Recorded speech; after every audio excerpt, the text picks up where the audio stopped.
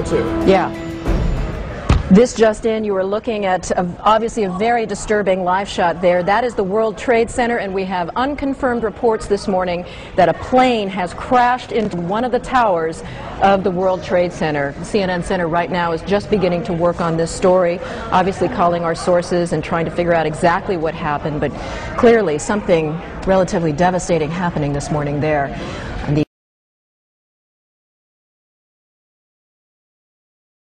of its founders. We have before us the opportunity to forge for ourselves and for future generations a new world order, a world where the rule of law, not the law of the jungle, governs the conduct of nations.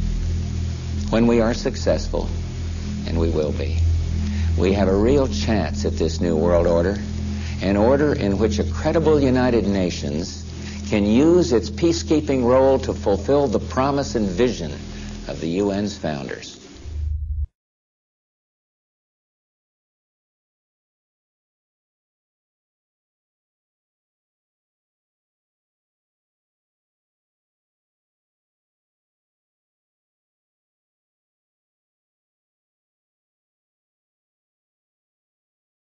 right now we want to go to an eyewitness on the telephone right now. Jean, what can you tell us about what you saw? I can tell you that I was watching TV and there was this sonic boom and the TV went out and I thought maybe that the Concorde was back in service because I've heard about those sonic booms, and I got up to my window. I live in Battery Park City right next to the Twin Towers, and I looked up and the side of the World Trade Center exploded right when I looked up, and at that point debris started falling. I couldn't believe what I was watching. Can you hear anything from your position right now? Ambulances, sirens? Absolutely, positively. There are crowds of people downstairs in Battery Park City. Everybody's come out from the buildings. This is the financial area in Manhattan, and there's a lot of fire engines. I can see them from my window.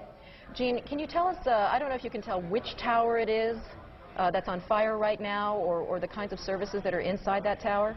I can't tell what's inside. It's the northern tower versus the southern tower, and it seems to be on all sides of the building, from what I can tell. The west side, the south side, and it looks like smoke's coming from the east side as well. Gene, can you see any of the debris currently on the ground area?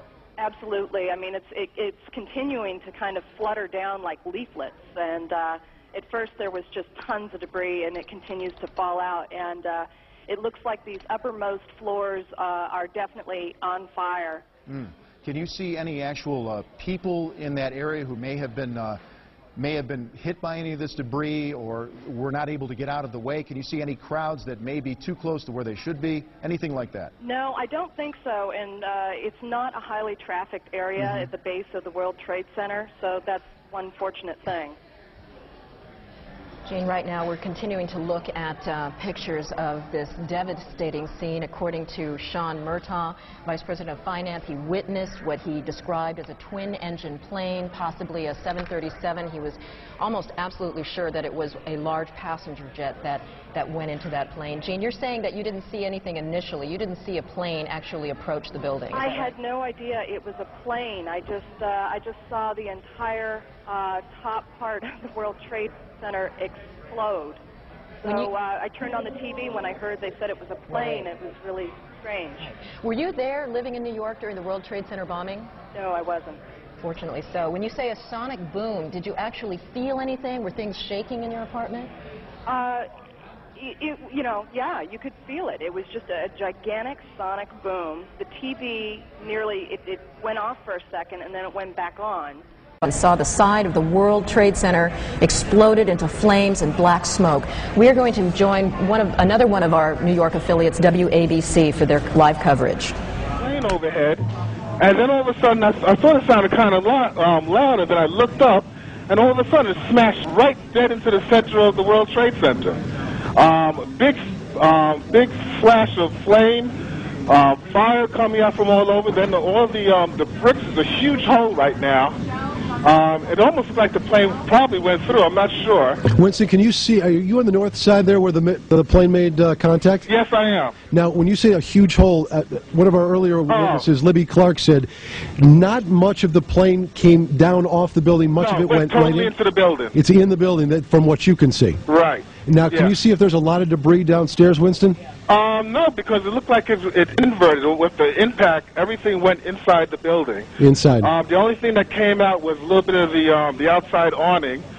But I'd say the hole is, let me just get a better look right now. Okay, go ahead. I'd say the hole takes about, looks about 6, 7 floors were taken out. And there's more explosions right now. Hold on, people are running. Winston, hold on just a moment. We've got an explosion inside. The building's exploding right now. You got people running up the street. Okay. Hold on, I'll tell you what's going on. Okay, just put. We want to go back to Marcia Kramer, who's in the newsroom, for a further update. Marcia? Well, we have a number of updates. Number one, CNN is now reporting that there was a third explosion at the World Trade Center, probably an explosion from the ground that caused World Trade Center 1 to collapse on top of itself. Again, there was a third explosion. It's unclear what caused it, whether it was a bomb or whether the first plane that crashed into the tower had somehow been booby-trapped with a bomb that was timed to explode later after the crash had occurred. But CNN is reporting that there was a third explosion that caused World Trade Center 1 to collapse within itself and then collapse on other surrounding buildings. But you know, it's interesting here to reflect about the timing of this, what appears to be a terrorist attack. It comes just a few weeks before there was supposed to be a major world gathering of Jewish leaders on the 23rd of September that was supposed to be bringing in people from all around the country and around the world to voice support for Israel in its battles with the Palestinians. In fact, all of the Israeli leaders were expected to attend, and it was expected to try to send a message to the United Nations, which has its opening session at that time, that Israel needed support. Also, there is another event the week after that. The United Monetary Fund is going to be meeting in Washington, and that was also expected to draw protesters from all around the world. In fact, so many protesters that Washington police officials had started building walls around various Washington monuments in an attempt to protect the monuments, Capitol buildings, and others from a possibility that there could be disruption. Now, I also want to tell you that President Bush is now saying he is launching a full-scale investigation to hunt down these terrorists. President Bush launching a full-scale investigation to hunt down these terrorists. I guess President Bush is no longer equivocating about whether or not the United States is under terrorist attack. Lisa, Michael, back to you. Right, and we want to point out that the President is not and was not in Washington, D.C. this morning. He was in Sarasota, Florida, talking to school children when this happened, so he was completely safe. Governor Pataki, we understand, is in the city, and Mayor Giuliani is also here, of course, and he was preparing to speak earlier this morning, but of course that was prior to all of the secondary blasts. And it's to the best of our memory, that has never happened before. We're starting to get some pictures of the scene from the ground here in Manhattan. Again, this all started about almost an hour and a half ago, I guess, a little more than that. This is a live picture of the scene now. We have crews on the ground, and they've been trying to get tape back so we can show you the situation on the ground. As you can, there is a chance for the President of the United States to use this disaster to carry out what his father, a phrase his father used, I think, only once, and hasn't been used since, and that is a new world order.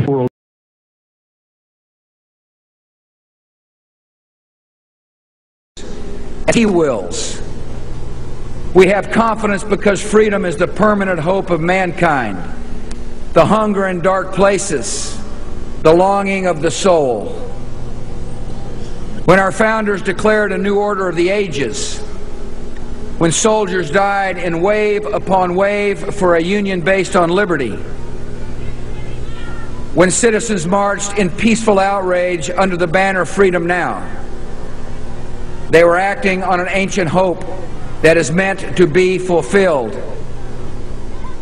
History has an ebb and flow of justice, but history also has a visible direction set by liberty and the author of liberty.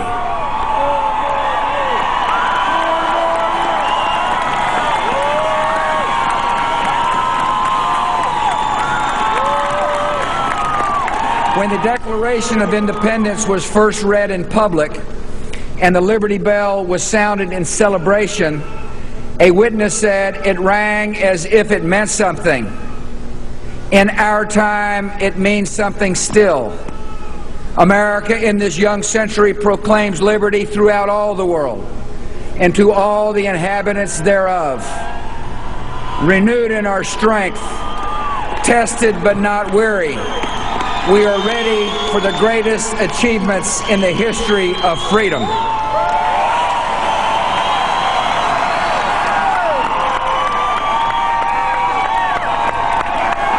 God bless you, and may He watch over the United States of America.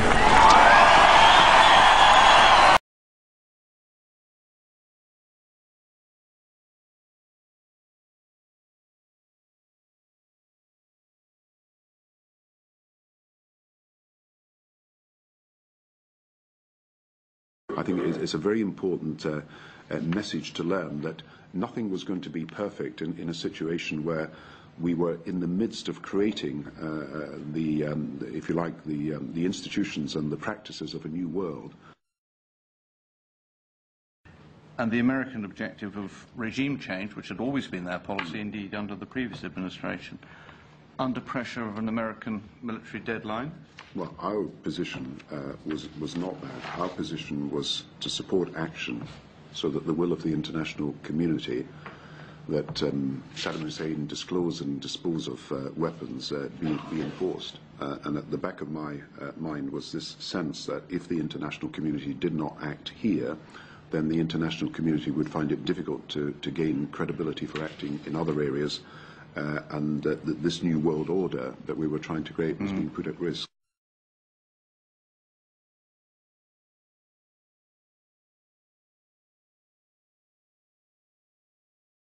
From 1945 and the end of the war through 1989 and the end of the Cold War, we had a worldview.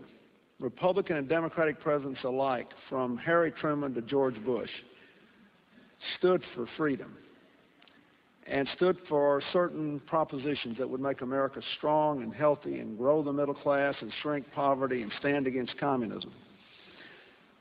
And after 1989, President Bush said, and it's a phrase that I often use myself, that we needed a new world order, and instead it looks like we got a lot of disorder. And we still, and after 9/11, we've been more sensitive to the disorder. You were both in Skull and Bones, the secret society. It's so secret we can't talk about it. What does that mean for America? You both were members of Skull and Bones, a secret society at Yale. What does that tell us? Not much, because it's a secret.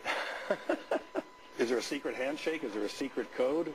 I wish there were something secret I could manifest. 322, a secret number? There are all kinds of secrets, Tim, but one thing is not a secret. I disagree with this president's direction that he's taking the country. We can do a better... What do you think the most important thing is for Barack Obama? Obviously, you're here to talk about the anniversary for U.S.-China diplomatic relations, but if you had to say this is going to be the country or the conflict or the place that will define the Obama administration, what would it be? The president-elect is coming into office at a moment when there are upheavals in many parts of the world simultaneously. You have India, Pakistan, you have the jihadist movement. So he can't really say there is one problem, that it's the most important one. But he can give a new impetus to American foreign policy, partly because the reception of him is so extraordinary around the world. I think his task will be to develop an overall strategy for America in this period when really a new world order can be created. It's a great opportunity. It isn't such a crisis.